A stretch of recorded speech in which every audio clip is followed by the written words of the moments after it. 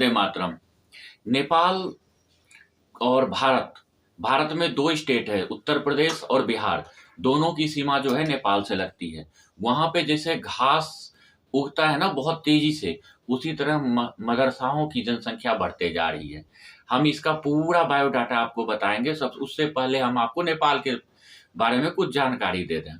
जब नेपाल में राजा राजा का शासन था, पूरे वर्ल्ड में अकेला एक नेपाल ही था जो कि एक हिंदू राष्ट्र था। लेकिन वहां पे पुष्प कमल दहल प्रचंड नाम का एक माओवादी नेता का जन्म होता है। मतलब जन्म मतलब ये होता है राजनीतिक उत्पत्ति। उनका माओवादी का वो नेता थे। माओवादी और कम्युनिस्ट दोनों मिलके नेपाल को तोड़ना चाहते थे। सबसे पहले इन्होंने वहां के जनता को भड़का के वहां के सरकार को, हिंदू सरकार को निष्कासित किया, राजा को निष्कासित किया, फिर इलेक्शन कराया, फिर वो सरकार में बैठ गए। इन्होंने सबसे पहले ये किया नेपाल में, वहां पे हिंदू राष्ट्र को खत्म करके धर्मनिरपेक्ष उसको राष्ट्र घोषित कर दिया। निरपेक्ष राष्ट्र घोषित करते हुए इन्होंने मंदिर को अपने सरकारी कब्जे में लिया। वहां एक सबसे बड़ा मंदिर जो है पशुपति नाथ मंदिर है, उनको भी अपने सरकारी कब्जे में लिया। लेकिन चर्च और मस्जिद को उन्होंने छोड़ दिया। पहले वहां पे क्या होता था, नेपाल में बड़े बड़े जो पहाड़ों के शिखर थे उस पे त्रिशूल, शंकर भगवान का मूर्ति या बौद्ध स्तंभ दिखाई दिए जाते थे। लेकिन अब अगर आप जाके देखिएगा तो वहां पे आपको उतना ही मजार, क्रिश्चियन के क्रिस्ट, ये सब दिखाई देंगे। इतना तेजी से ये फैल रहा है, बहुत ही तेजी से। विदेशी फंडिंग इतना ज्यादा वहां पे हो रहा है कि अब तो भारत वाला हाल वहां पे भी हो गया है। वहां के मूर्ति जुलूस पे पत्थरबाजी होना, 5% जनसंख्या होते हुए भी वहां पे पत्थरबाजी शुरू हो गया है, क्योंकि सरकार का उनके ऊपर बहुत ज्यादा हाथ है। लेकिन बीच में अभी कुछ साल पहले, 1-2 साल पहले, वहां पे फिर से हिंदू राष्ट्र घोषित करने का बहुत ज्यादा वहां पे मतलब मुहिम चला था, लेकिन कुछ भी नहीं हुआ, उसको दबा दिया गया। अभी मैं आता हूं भारत और नेपाल के बॉर्डर पे। भारत नेपाल बॉर्डर पे इतना ज्यादा जनसंख्या हो रहा है मदरसा का कि पिछले वहां पे टोटल मदरसा की जो जनसंख्या है वो टोटल 1500 से ज्यादा हो गया है, लगभग 1900 के बराबर। उस मदरसाओं का देखिए बहुत बड़ा एक चीज, यूनिक चीज है, उसमें छात्र भी बहुत कम है, नहीं के बराबर, ना सरकारी अनुदान है। फिर भी बिल्डिंग आप उसका देखोगे, एक से एक लाजवाब बिल्डिंग है, मतलब करोड़ों का बिल्डिंग है। आखिर इस जब विद्यार्थी नहीं है, सरकार का अनुदान नहीं है, तो ये फंडिंग कहाँ से हो रहा है? इतना बड़ा बड़ा बिल्डिंग कहाँ से बन रहा है? अकेले यूपी का एक सिद्धार्थ नगर डिस्ट्रिक्ट है, वहां पे एक साल के अंदर 47 मदरसा बना वहां पे, और जबकि वहां पे टोटल 452 मदरसा पहले से था। इतना ज्यादा मदरसा का जनसंख्या बढ़ते जा रहा है। उस मदरसा के बढ़ने में बार बार रिपोर्ट आते रहता है, कोई न्यूज चैनल के थ्रू आते रहता है, किसी ना किसी जरिया के थ्रू आते रहता है। हमारा जो रॉ है ये पिछले सरकार को भी बार बार अवगत कराते रहता था इससे होने वाले खतरे से, लेकिन कोई एक्शन नहीं होता था। वहां के मदरसा में ISI का फंडिंग होता है पाकिस्तान के थ्रू, जकार्त फाउंडेशन, कतर, पाकिस्तान और अरब मुल्क, ये लोग सारे मिलके वहां पे बहुत ज्यादा फंडिंग करते हैं। इससे दो निशाना साधा जा रहा है, एक तो भारत और दूसरा नेपाल। अगर इस बीच में मदरसा का माहौल बना दिया जाता है तो इनको दोनों देश को एक साथ फंडिंग कर और दोनों को दहलाने में कामयाबी मिलता है। ये नेपाल के रास्ते की, कुछ साल पहले आपने देखा था कि जो नेपाल के एयरपोर्ट पे एक आदमी पकड़ा गया था जो 20 kg RDX के साथ, वो वहां के ही पाकिस्तान का जो राजनयिक बैठता है नेपाल में, उसका एक कर्मचारी था। वो नेपाल के रास्ते ये नेपाल और भारत के बॉर्डर पे जितने मदरसा है यहाँ पे आते हैं। यहाँ पे पूरा फंडिंग और गलत प्रक्रिया चलता है, आतंकवादी पैदा होते हैं यहाँ पे, और यहीं से नेपाल और भारत के कोने कोने में भेजा जाता है।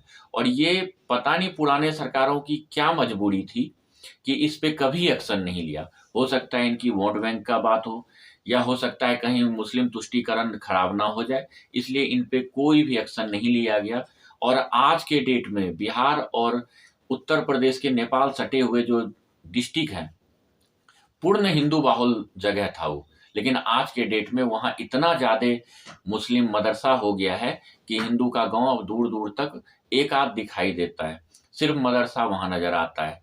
जब आप शाम में घूमने टहलने चले जाइएगा तो आपको सिर्फ मदरसा दोनों साइड में दिखाई देगा, और एक से एक भव्य मदरसा दिखाई देगा, जिसमें कि बच्चे तो आप देखोगे गिनती करके तो 50 और 40 नहीं है, कम है, लेकिन उसका भवन देखोगे कि कम से कम हजार हजार बच्चे बैठ सकते हैं उसमें। और उस मदरसे में एक से एक मौलाना विदेशी, हिंदी, हिंदुस्तानी मौलाना आपको मिलेंगे। वहाँ एक तरह का ट्रेंड किया जाता है आतंकवादियों को। नेपाल का जो अस्तित्व है, राजा का अस्तित्व खत्म होते ही वहाँ पे जो पशुपतिनाथ मंदिर है, वहाँ के मुख्य पुजारी भट्ट, वो इनके विरोध में खड़े हुए थे कि मतलब इतना ज़्यादा मदरसा क्यों बनते जा रहे हैं, उसके बाद क्रिश्चियन में कन्वर्ट किया जाता है हिंदू और बौद्ध को, लेकिन उस पर कोई एक्शन नहीं हुआ और माओवादी सरकार ने उनको हटाने के लिए कोई कोर कसर नहीं छोड़ा। लेकिन उनका समर्थन इतना ज़्यादा था पूरे नेपाल के अंदर कि उसको हटा नहीं पाया, और लास्ट में सरकार को मतलब उनके विरुद्ध जो भी वो कारनामे कर रहे थे उसको बंद करना पड़ा। लेकिन सरकार अभी भी रुकी नहीं है, लेकिन जनता का इतना समर्थन है, वहाँ के पुजारी और वहाँ के मंदिर के प्रति अपार श्रद्धा है कि वो कुछ भी नहीं कर पा रहा है। ऐसे जितने बड़े बड़े मंदिर हैं नेपाल के अंदर, उन सब के ऊपर सरकारीकरण कर दिया गया है, और वहाँ अगर सरकार के खिलाफ थोड़ा सा भी बात अगर बोल दिया तो उसके पास ऊपर सख्त कार्रवाई किया जाता है। आज के डेट में जो भारत और नेपाल का सीमा है, वहाँ योगी जी ने बहुत बड़ा एक्शन लिया है। पिछले साल ही योगी जी को जब ये मिला राव के थ्रू कि मतलब वहाँ पे आतंकवादियों को पनाह दिया जाता है, मदरसे का बहुत ज़्यादा वहाँ पे उत्पत्ति हो रहा है, तो योगी जी ने तुरंत आदेश दिया कि मदरसा का वहाँ का पूरा खंगाला जाए, क्या है वहाँ पे, कितने पंजीकृत हैं, कितने नहीं पंजीकृत हैं। वहाँ का एक भी मदरसा जो है पंजीकृत नहीं है। उस पे योगी सरकार ने एसआईटी गठित कर दिया है और उसका जांच चल रहा है। वो तो एक योगी जी हैं यूपी के अंदर जो इतना एक्शन ले रहे हैं। अगर कोई दूसरा वहाँ के मुख्यमंत्री होते तो कोई एक्शन वहाँ पे नहीं होता और बात दबा दिया जाता, ना पेपर में आता, ना बाहर किसी मीडिया में आता। खैर मीडिया में तो कभी दिखाया ही नहीं जाता है उसको, और ना ही किसी के लफ्ज पे आता, ना पता चलता, और देश विरोधी ताकतें वहाँ पे उत्पत्ति होती रहती, और अभी भी हो रहा है, आगे भी होते हैं। लेकिन योगी सरकार को हम धन्यवाद देंगे जिन्होंने की एक बहुत बड़ा कदम लिया है और पूरे का जांच चालू है, एसआईटी गठित हो गया है, और उस पे भविष्य में योगी सरकार अगर वहाँ पे खैर रहेगी ही, और बहुत बड़ा एक्शन हो सकता है। वहीं पे बिहार में भी एक्शन चालू हो गया है। क्यों? बिहार में क्या है, केंद्र सरकार ने उसके ऊपर खुद ध्यान दिया है और पूरे जितने मदरसा हैं उसके ऊपर एक्शन लिया जा रहा है। लेकिन जितना एक्शन लिया जा रहा है उतना ही एक साल के अंदर खड़ा हो जा रहा है मदरसा। कितना पे एक्शन लेगा? अगर इस साल गिनती करता है, मान लीजिए एग्जाम्पल के थ्रू कि 500 मदरसा है एक डिस्ट्रिक्ट में, तो उसका 500 को काउंटिंग का कागज जब तक पूरा का प्रक्रिया नहीं होता है तब तक वहाँ पे 500 का 700 हो जाता है वो, और गिनती में कागजों में 500 ही रहता है और वहाँ 700 हो जाता है। ऐसे धीरे धीरे बढ़ते चला जाता है, जब तक उस 500 का पूरा प्रक्रिया होता है तब तक वहाँ पे 1000 मदरसा ऑलरेडी बन के तैयार हो जाता है, जो कि देश के लिए बहुत बड़ा खतरा है। और एक तीर से दो निशाना किया जा रहा है, भारत को भी साधा जा रहा है और नेपाल को भी साधा जा रहा है। ये आप सभी जनता और सभी से ये निवेदन है कि अगर ऐसे अपराध वगैरह से आप